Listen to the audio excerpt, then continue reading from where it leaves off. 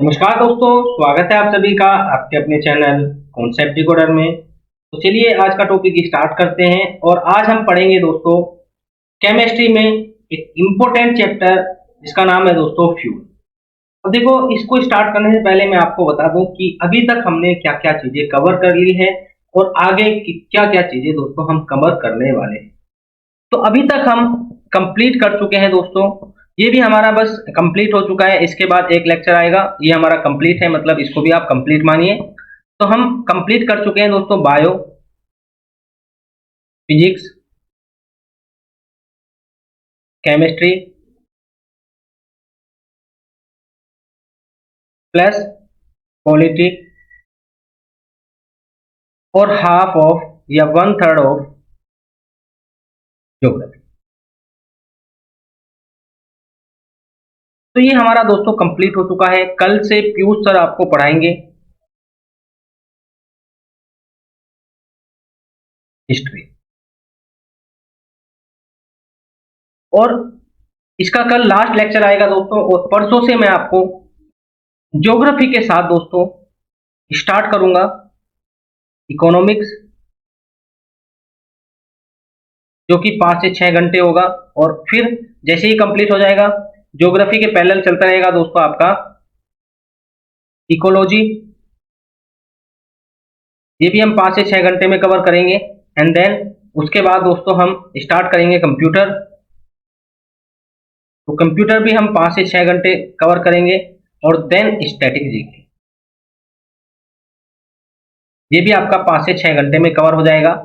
तो ये कंप्लीट दोस्तों कितना हो रहा है, ये आपका 20 से 22 घंटे का सिलेबस है economics, ecology, computer and static GK का, जिसको मैं आपको कवर कराने वाला हूं। और साथ में दोस्तों ज्योग्राफी चलता रहेगा। ज्योग्राफी अभी बचा है 10 से 12 घंटे का। और उसके बाद ज्योग्राफी कंप्लीट होने के बाद दोस्तों मैं आपको पढ़ाऊंगा सभी लास्ट ईयर के एमसीक्यूज, एसएससी जेई के प्लस सीजीएल प्लस एमटीएस, और कुछ एक दो एग्जाम को हम इंक्लूड करेंगे, जिससे कि आपका कोई भी क्वेश्चन एग्जाम में ना रुके। हर एक क्वेश्चन लगेगा दोस्तों। अगर आप यहाँ से पढ़ते हैं तो आपका कोई भी क्वेश्चन बाहर नहीं जाएगा, ये मेरी गारंटी है एसएससी जेई की। ठीक है।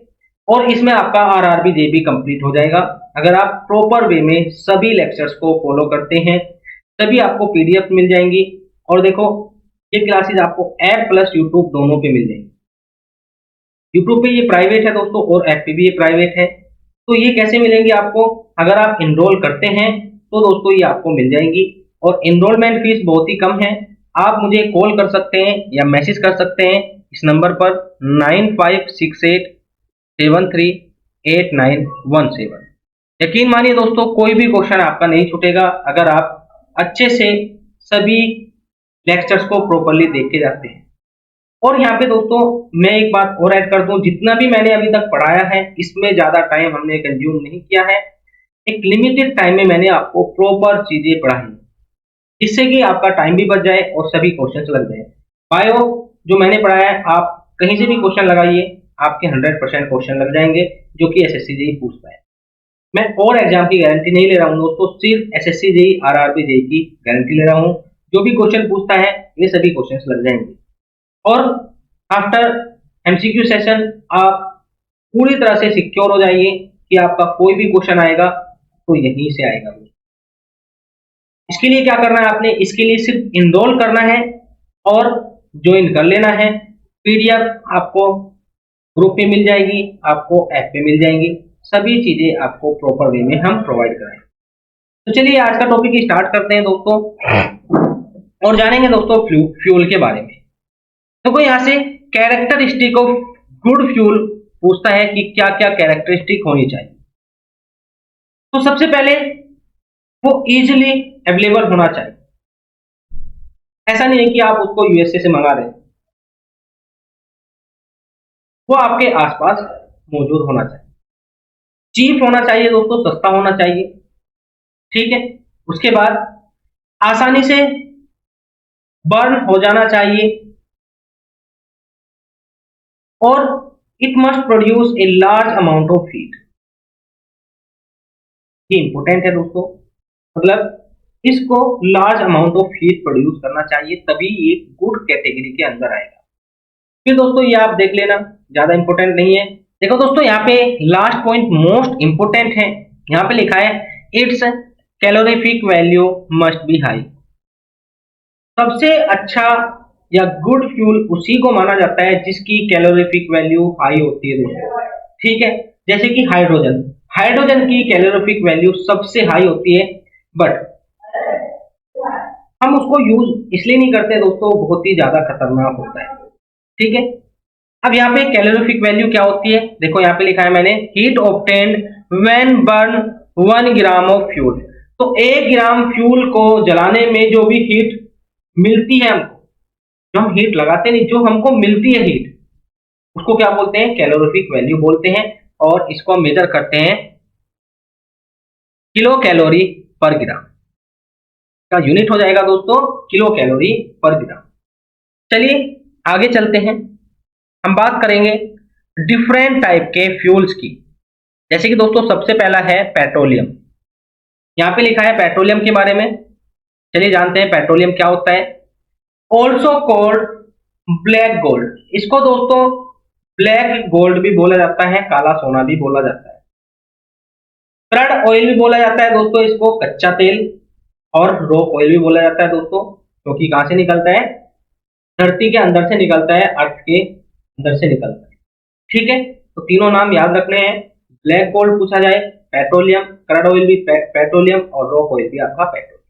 ये दोस्तों एक कच्चा तेल है जो हम नीचे से निकालते हैं, अभी इसको हमने रिफाइन नहीं किया है, ठीक है। इसको रिफाइन करेंगे, बहुत सारी चीजें बनती है इससे।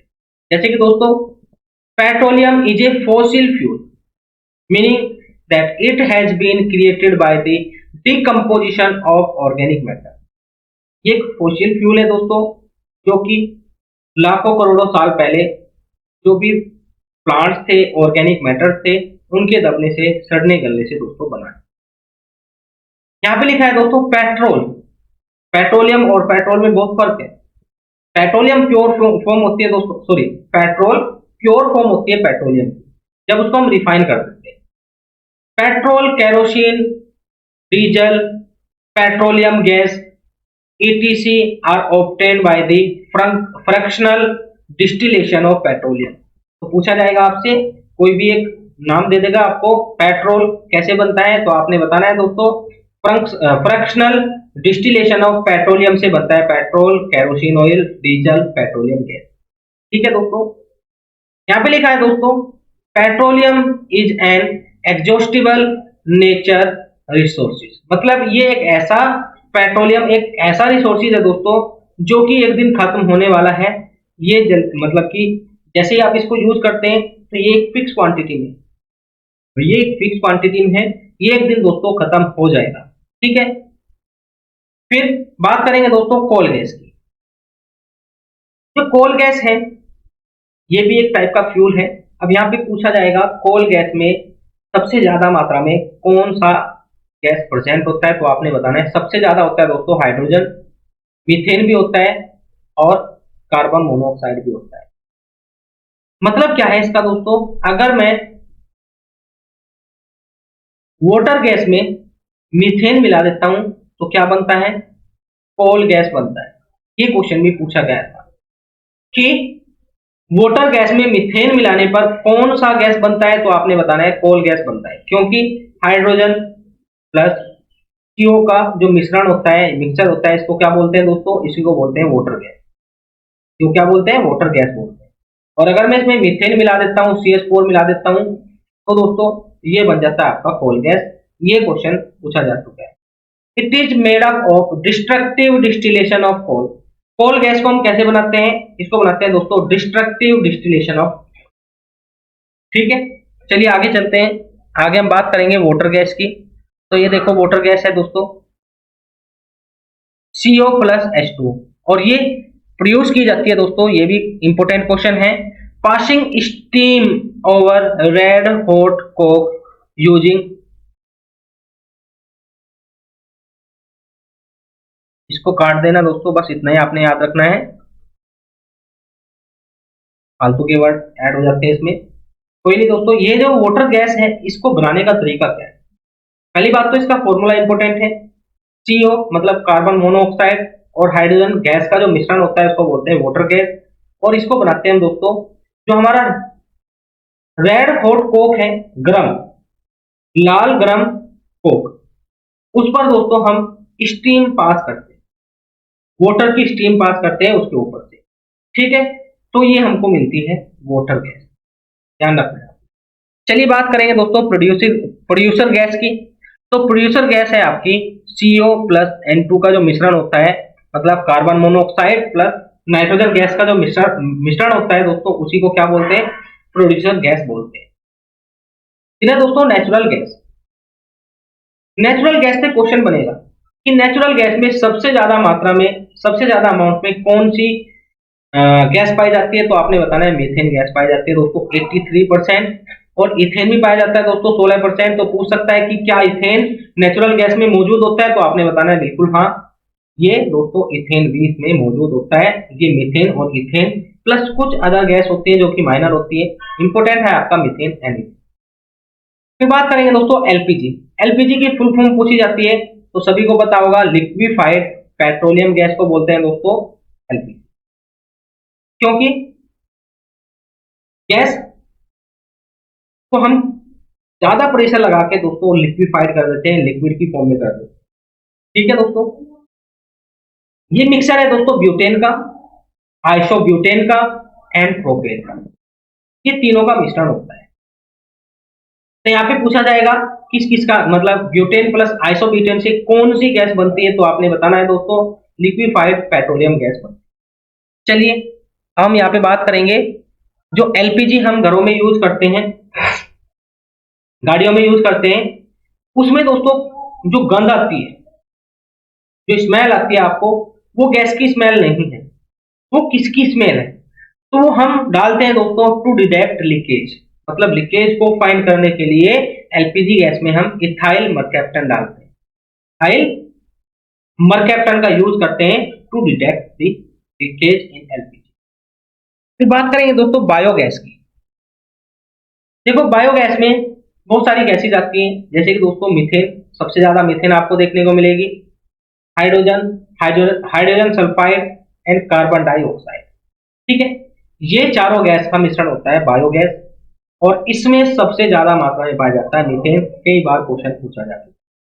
चलिए आगे चलते हैं दोस्तों, आगे हम बात करेंगे कंप्रेस्ड नेचुरल गैस की, जिसको दोस्तों बोलते हैं CNG.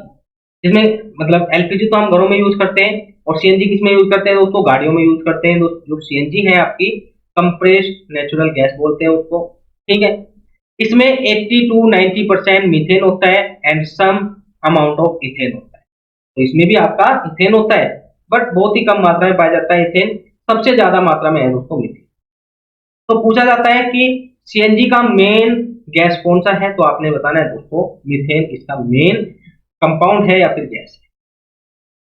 CNG is a eco friendly gas, ये भी क्वेश्चन पूछा गया था कि वो चार गैस दी आपको और पूछा कि इनमें से सबसे ज्यादा इको फ्रेंडली गैस कौन है। इको फ्रेंडली का क्या मतलब है, जो कम से कम पोल्यूशन करे। तो सीएनजी एक ऐसी गैस है जो सबसे कम पोल्यूशन करती है, और इसलिए आजकल हम इनको गाड़ियों में यूज करते हैं दोस्तों।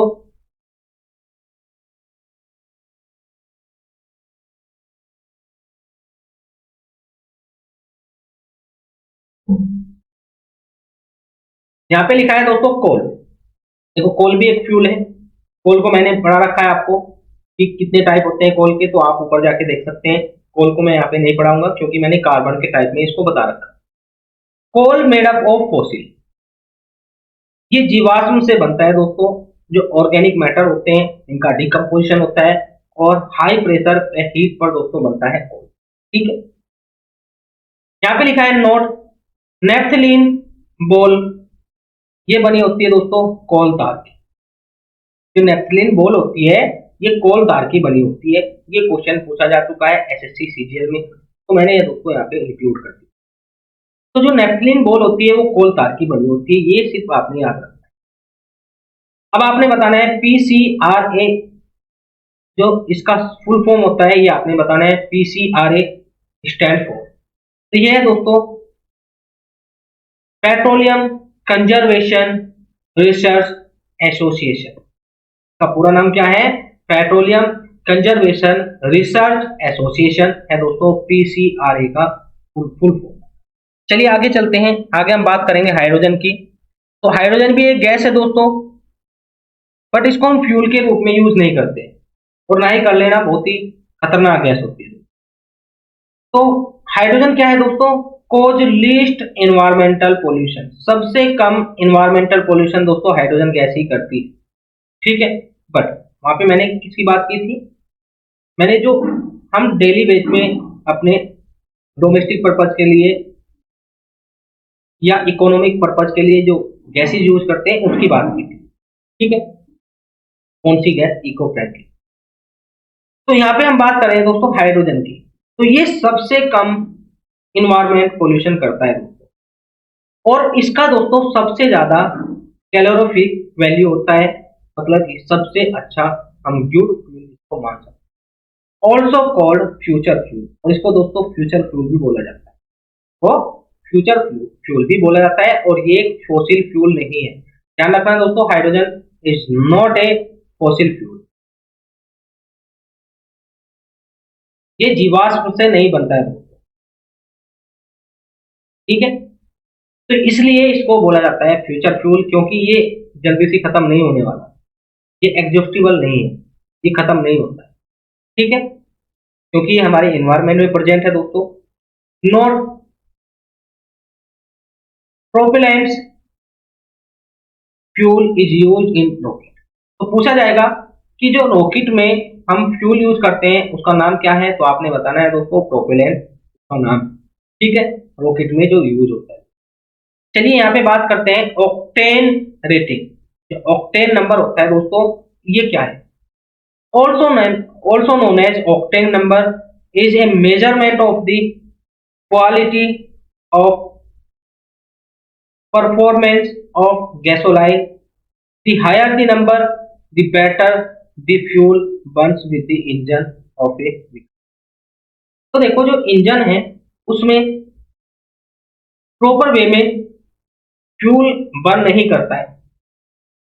तो यहाँ पे दोस्तों जब फ्यूल बर्न नहीं कर रहा है तो ये प्रॉब्लम कोज करता है, ठीक है, पूरी तरह से फ्यूल बर्न नहीं करता है। तो हम उसका ऑक्टेन नंबर निकालते हैं, जिसका जितना ज्यादा ऑक्टेन नंबर आता है उतना ही अच्छा वो इंजन होता है, ठीक है। या जिस फ्यूल का जितना अच्छा ऑक्टेन नंबर आता है वो फ्यूल उतना ही आसानी से उसमें पूरी तरह से बर्न हो जाता है, ठीक है। तो बस इतना ही जानना है इसमें। चलिए यहाँ पे बात करेंगे दोस्तों, जो रेस्पिरेशन होता है is called slow combustion. Respiration को हम स्लो कंबक्शन बोलते हैं क्योंकि धीरे धीरे होता है, ये एकदम से नहीं होता है, फास्ट कंबक्शन नहीं है ये दोस्तों, स्लो कंबक्शन, ठीक है। फिर दोस्तों नेक्स्ट, ये हमारा हो चुका है कंप्लीट। तो फ्यूल में बस आपने इतना ही पढ़ना है, इससे बाहर कोई भी क्वेश्चन नहीं आएगा। नेक्स्ट वीडियो लेक्चर होगा दोस्तों हमारा ऑर्गेनिक केमिस्ट्री के ऊपर। एसएससी जेईई से दोस्तों क्वेश्चन यहाँ पे देखने को मिलता है ऑर्गेनिक केमिस्ट्री से, ठीक है। उनके फॉर्मूले के नाम आपको पता होना चाहिए। एक बार तो उनका दोस्तों आपको IUPAC नाम भी पूछा था, बट अब नहीं पूछता है, बस आपने फॉर्मूला के नाम पता होना चाहिए, उनका यूज क्या होता है। तो ये भी आपका 20 से 25 मिनट में कंप्लीट कर दूंगा, और ये पूरा कंप्लीट होने के बाद दोस्तों इसको क्लोज करके दूसरा हमारा सब्जेक्ट स्टार्ट होगा। तो अगर आप इनरोल करना चाहते हैं, इन सभी क्लासेस का बेनिफिट उठाना चाहते हैं CCJEE के एग्जाम में, तो आप मुझे कॉल कर सकते हैं 9568738917। तो चलिए दोस्तों मिलते हैं नेक्स्ट वीडियो लेक्चर में। Thank you for watching. आपका भी